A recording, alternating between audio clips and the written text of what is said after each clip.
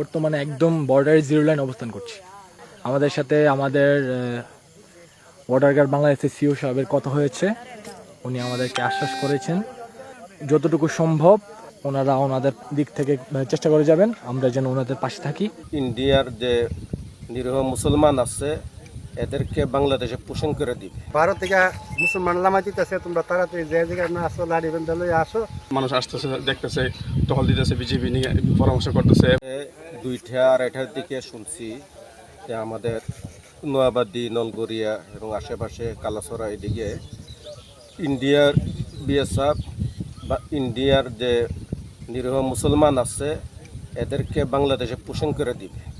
এই জন্য আমাদের বাংলাদেশের যে বিজিবি আছে তারা খুব সতর্কতার সহিত বর্ডারের মধ্যে আছে এবং সাথে সাথে উত্তর এলাকার প্রত্যেকটি মসজিদের মধ্যে তারা এলান করছে এবং এলান করার সাথে সাথে মানুষের ঘুম থেকে বিজিবিদের সাথে কাঁধে কাঁধ মিলাইয়া দেশের জন্য তারা বিজিবিদের সাথে প্রস্তুত, তাদের সাথে ছিল এবং এখন পর্যন্ত মানুষ আসতেছে, শুনতেছে এবং বর্ডার এলাকার মধ্যে এখনও আসতেছে মানুষ যে কি হয়েছে। 10:30-11টা বাজে তখন আপনার ওই বিজিবি তখন হঠাৎ করে ওই লোকের কাছে ফোন দিছে, দেওয়ার পরে গেছে যে ভারত থেকে মুসলমান লামাই দিতেছে, তোমরা তাড়াতাড়ি যে জায়গায় না আসো লাড়ি বেঁধে লই আসো।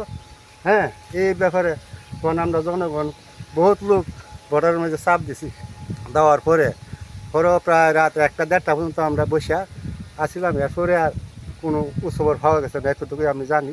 2টা-3টার দিকে এলান হয়েছে বিজেপির পক্ষ থেকে, প্রতি মসজিদে এলান করছে যে মানুষ যাতে আসে, এখানে ভারত থেকে মুসলমানদেরকে পাঠাই দিব বা আক্রমণ করবো, এরকম কিছু একটা ইঙ্গিত দিছে, আলোচনা হয়েছে। এই জন্যই মানুষে রাত্রে 2টার সময় এখানে আসছে।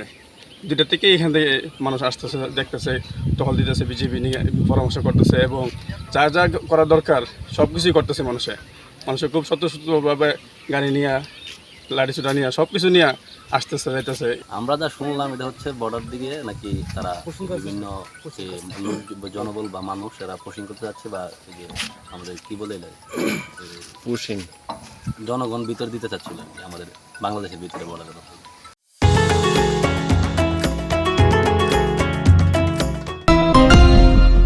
মাইকিং করার পরে যে মসজিদের মধ্যে সবাই আপনার গ্রামবাসী যা যতটুকু চেষ্টা করছে যে ইন্ডিয়ার যে লোক পুশিং হবে এইগুলা করার জন্য আর কি, ভালো দেওয়ার জন্য।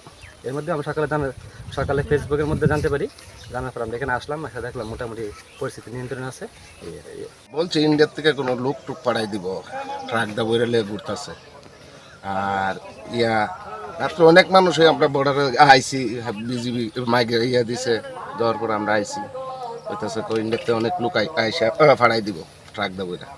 আমরা প্রায় 2-3 হাজার লোক আমাদের সিঙ্গার বিল এলাকার সব মানুষই আমরা সবাই আইসি বর্ডার, কারণ বিজিবি তো হেল্প করতেই, বিজিবি তো আর বেশি নাই।